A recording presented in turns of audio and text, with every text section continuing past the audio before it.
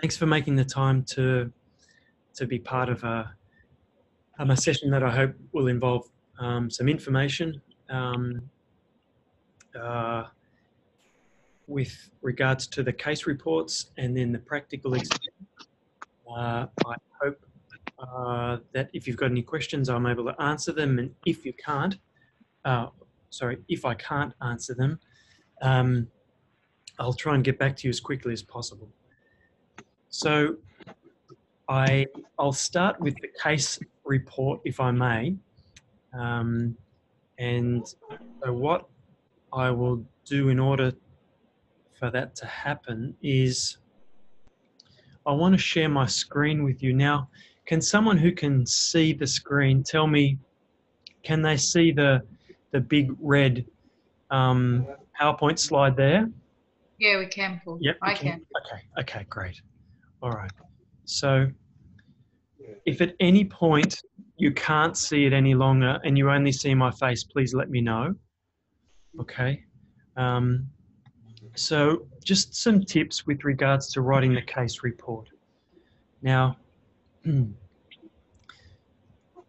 as you know, there's a case report due next Wednesday, 1,500 words in length. It seems an obvious place to start, but I got the sense last time that people sort of rushed into things and didn't pay enough attention just to the simple instructions. So let me start from the very beginning and say it's a case report acquired by yourself, okay, of a patient with ischemic heart disease in which echo and another imaging modality has been used. So that can be angio or CT or nuclear cardiology, MRI. It doesn't matter which one, but there needs to be another. I mean, this is often the case anyway. And what the case report really is, the crux of it is that you're trying to indicate how both echo and this other imaging modality were used in order to help manage and to treat the patient. Okay, so that's what we're trying to do in the case report. Now I'm just going to go through the sections one at a time. So I'll start with the title, but that's not necessarily an indication of the way I think you should approach it. So the title, a 25-word or less title that's clear and informative, is what the details I've given you in the marking criteria are. My tips are aim for a title that gives a little bit of insight into the report. Okay, make it a bit interesting, as though you're writing for an audience more than just myself. You're writing for, potentially to have this published, and you want to catch people's attention. Now, the title may require a few drafts depending on, what you include in your case report. So maybe start with a title, but be flexible enough to change it. And don't worry if it's not finalised until the end. Don't spend undue time on the title, okay? The introduction section is the next section. The details and marking criteria say around 125 words, and introduce the case, the purpose, and the structure of the report. My tips: make it coherent, clear, and concise. The introduction's meant to be brief and to the point. Okay, you really want to grab the reader's interest right from the very start, not only with the title but with the introduction, and no really messing with words here. Keep it simple and explain the aims and structure of the report. But like the title, don't start writing here. If you've already started your case report and you're fretting over the introduction already, you're going about it the wrong way. Okay, the introduction is something that you can probably look towards really refining at the very end. Okay? One of the most important parts of the case description, it seems obvious, but it is the description itself. the 450 words wherein you detail the relevant clinical observations and information. So, the key echo and other imaging method findings, and how they, these findings influence the management and the outcome of the patient. My tips.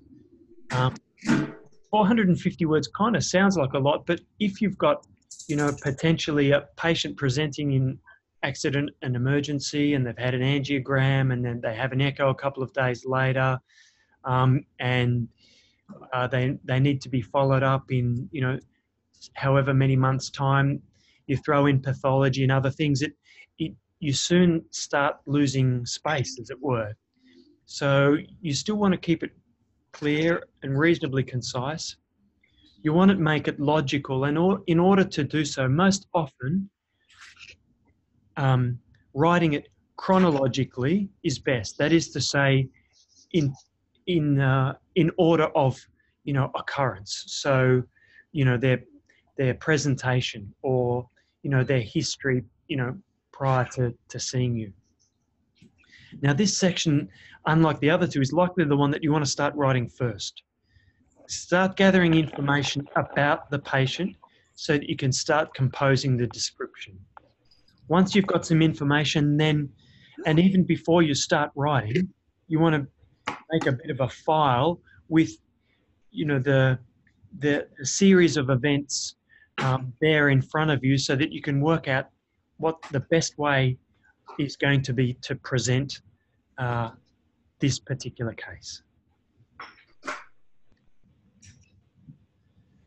You want to include some images, 4 to 6 images, and each of the images needs to have a description on it. So give it a number so that you can indicate in the text which image you're referring to, and a brief description of 25 words or less. Try to get the best quality images you can. Don't just throw in any old image because you can't come up with anything better. Try to select from your echo images or the other imaging modality the best ones you can. They may need to be cropped a little bit, not unduly, so that you no longer, have anything that resembles what was the original, but certainly there's scope to do that. Really, it should enhance the report, so select it carefully. With regards to the images, make sure there's a bit of variety. So don't just, if it's, obviously because we're combining echo with something else, you want to have more than just echo images there. Moreover, because this is a case report and you're pretending that you're writing for an audience other than just myself, use arrows and additional text to point things out with regards to what you're trying to show there. Again, keep the legends, the blurb that you write at the bottom of them reasonably succinct, okay? The other really important part of the case report is the discussion, and it's about 600 words, the details and marking criteria say, wherein you describe the key aspects of your case. The findings from relevant publications are included in this discussion section as well. And you compare your findings with those from relevant publications that you've found via a literature review. My tips: compare and contrast your findings with those from relevant publications. So you may find that the case you present is entirely standard. It's very much in keeping with what was expected, or the kind of cases that have been presented in journals, the kind of examples they give in text. That's fine, but back that up with with evidence from the publications you've got. In contrast, you might find that it's quite different and that your case is a bit unique. So point that out. That's a really good thing to point out. This section is likely the second section that you want to start writing on. This is a really important section. The marking criteria, it's a fairly weighty section in terms of marks. So you don't want to be sort of leaving this one to last. The description and the discussion of the two parts you really want to focus on, okay? And you should start your literature research about material before you start a lot of writing. You might write a little bit and you'll find some more things, but don't expect to be able to just start writing straight away. Do a bit of reading, a little bit of research, and then that's going to provide you with a bit of fuel for your discussion. The conclusion, about 125 words, so similar length to the introduction. And really what you want to do here is give a summary of the key aspects of the report. In a sense, it's almost an answer to the introduction. You want it to be clear, coherent, concise. But really what you want to do is you want it to be compelling in that you really want to emphasize to the people what was the most outstanding thing that you found. A really sort of, finish on a high. Even so, don't spend too much time on this particular section. You want to leave it to the last till you're fairly confident that you know what the most important part of the case report you've written is, and then you start writing your conclusion. References, obviously you want 12 or more. My suggestion is that you use a combination, okay, so of both of text and journals, old and new, especially old publications if they're really important ones, okay, or if they're really sort of the seminal works about cardiology. But you want new publications to show that you've gone to a bit of trouble to research this. You want things from 2015 and more recent that indicate that you're in touch with what's the state of the art in terms of this particular case report.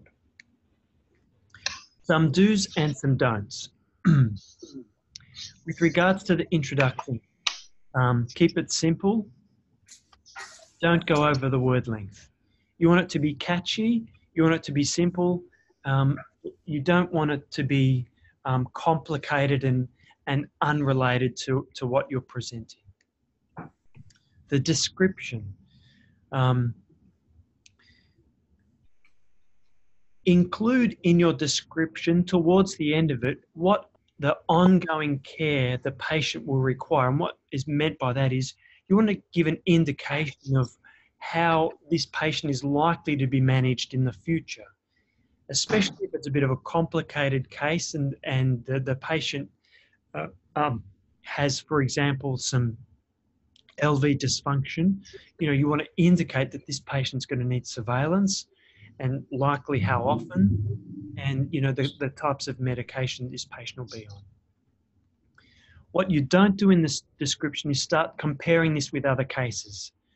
That's for the discussion section. So the description is just is all about the facts, okay?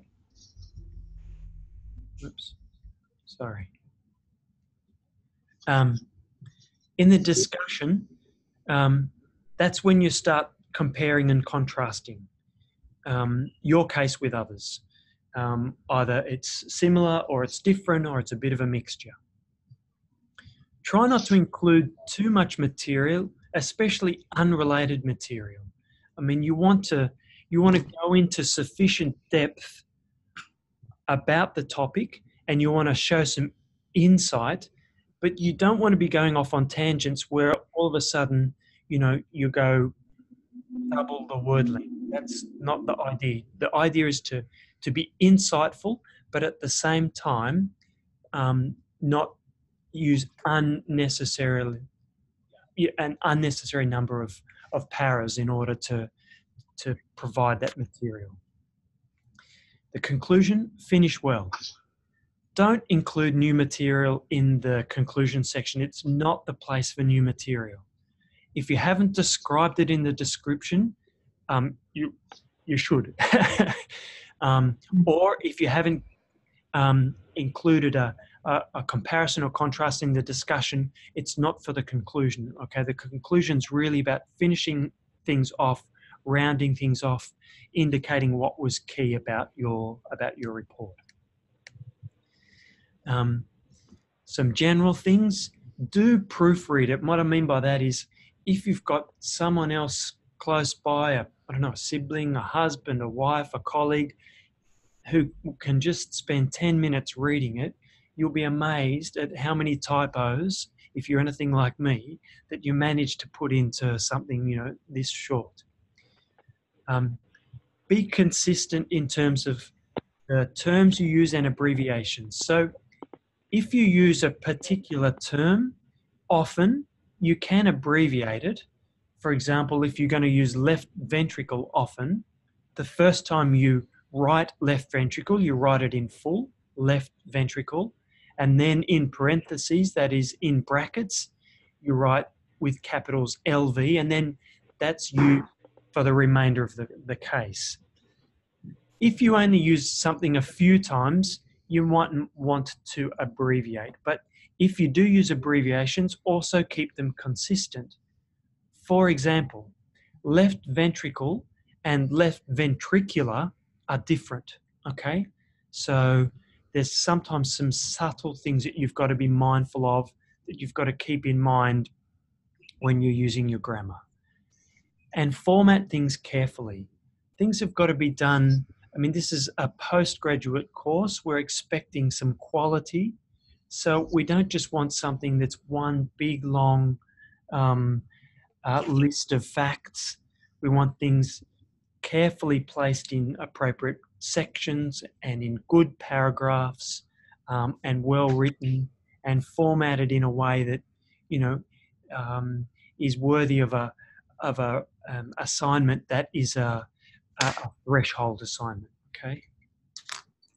And obviously, don't copy large sections of the author's text without an appropriate citation. So if you find that you've got lots of citations, try and put those terms or those sentences in your own words. Then you cite them. If it's a particularly good and insightful sentence that you want to include, do that, but put it in quotation marks to indicate that you're using someone else's work. Okay. And then via views, there are some examples that you can use. Okay, so there's the how to do it, and there's a couple of case reports just to kind of whet your appetite, as it were, and with regards to what to do. So what I've just gone through there, I'll make available tomorrow via views. Does anyone have any questions about what I just mentioned? But by way of background, the idea behind the case report, which is in a sense similar to the one that you did in semester one, is to get you to produce and submit something that potentially can be published.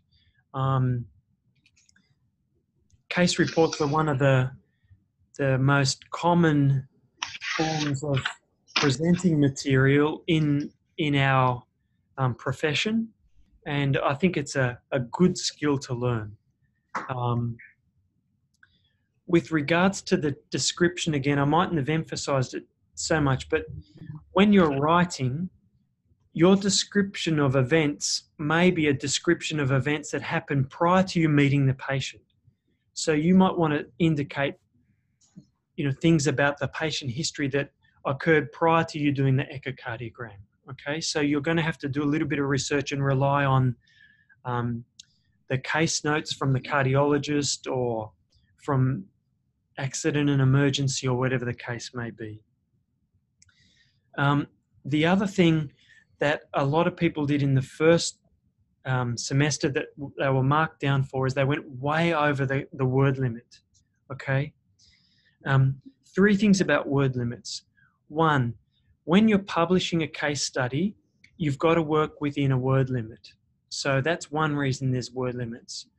2, there are always constraints, and you've got to learn to work within those boundaries, whether it's a case study or whatever, and you want to learn to be able to write things with sufficient detail, but without going to unnecessary length to explain things, and they start getting unnecessarily complicated. And thirdly, if they're too long, it just takes too long to mark. So they're really the 3 reasons why we've got a word limit for that. Okay. Paul? Yes. With the case summary, Yes. are you wanting it done via ISBAR? Are you wanting us to use ISBAR to summarize it?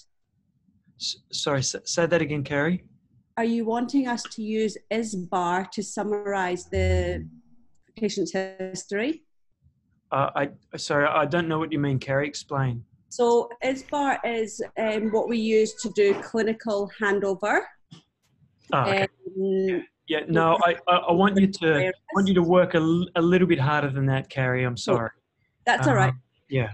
So it's really putting things in a couple of paragraphs as though you're writing a case report. Okay. Yeah. So you'll have to stretch that out a little bit, Carrie. Yeah. Obviously, elaborate on it, but the foundations of what you include, like the absolutely. So yeah, you're right, and that you make a good point. So for the others, so what you might want to do is prior to writing, just make a couple of points about things that you want to include. There are key things that need to be done, and then once you've got those key points that need to be done, then you start elaborating on those key elements. Any other questions? Okay, I might move on to the prac exam. With regards to the prac exam, before I show a very brief doc that I'll make available via Views, tomorrow you'll all get your times for the final prac exam. You know the day, so it's either going to be the Wednesday or the Thursday. Tomorrow I will give you the times.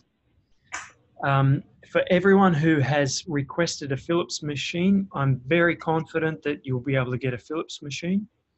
That's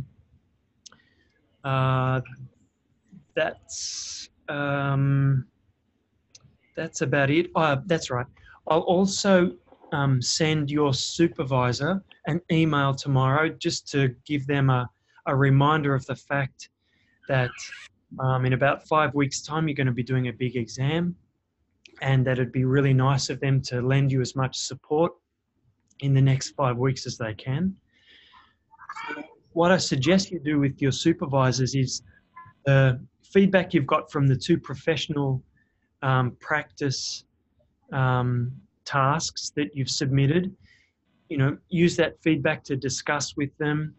Ask them perhaps to sit in on one, or if they can't do one, half of a couple of exams that you do, or to go through an exam after you've acquired all the images and the measurements, just so that you're really getting some good feedback prior to this, so that they're very much, very much involved in things over the next couple of weeks. Let me just share again. This particular doc isn't particularly exciting. It will be available tomorrow.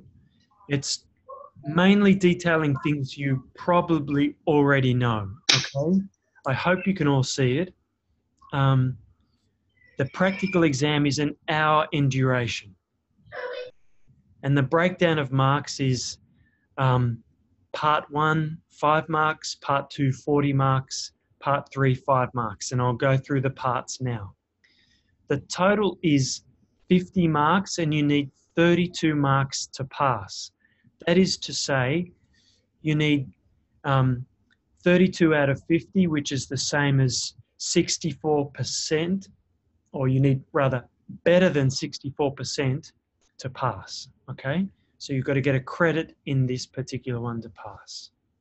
So part 1 is simply a couple of minutes wherein you come into the exam room, the examiner will introduce you to the patient and indicate to you the patient's history.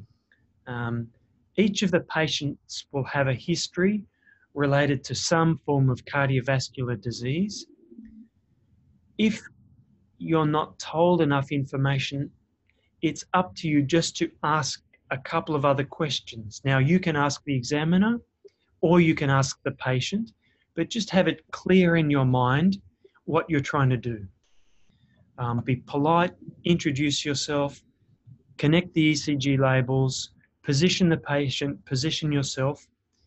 Then once you're ready, you can say, okay, I'm right to go, and the time for imaging will start from there, okay? So part 2, which is 45 minutes, doesn't start until you're ready to go. You've then got 45 minutes to acquire and store images and to make measurements, okay? So obviously you want to draw on the imaging sequence to go about what you're going to be doing. Now, I'm very confident that you're all very familiar with the imaging sequence. There will be a hard copy of it there. Just sometimes in an exam situation, you go a bit, you have a bit of a mental freeze for a moment. It might just be that you want to look at it for a moment. That's absolutely fine. There'll also be a measurements document there that you can refer to as well. That is fine. The imaging sequence we want you to make logical. If it's not in the exact fashion that is indicated, that is fine, but we don't want you just to exaggerate, jump from starting with parasternal images to subcostal images to suprasternal and finishing with apical images. You know, you've got to go through things in a logical manner. If you finish early, that's fine. You may want to go back and acquire more images or make more measurements. My suggestion is just make the most of the 45 minutes, okay? You know that you're going to be there for 45 minutes. So on one hand, you don't want to be wasting unnecessary time, but hopefully 45 minutes gives you a good time frame in which to acquire sufficient information about the patient's pathology, you know, and gives you enough time to acquire images, make measurements according to the imaging sequence.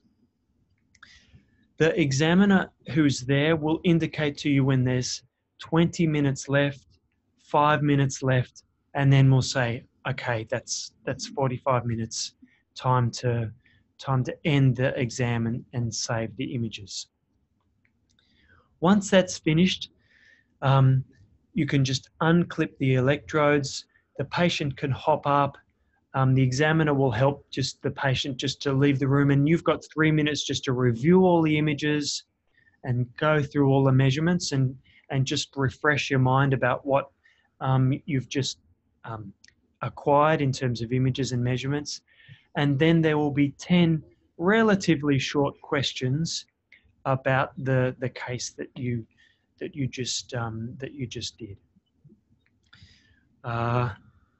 So yeah, so that's that. As I said, tomorrow you'll be given your time.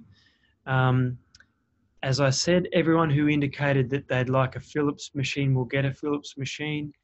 The examiner and the patient, you don't have a say, but in short, over the 2 days, there are 5 different patients.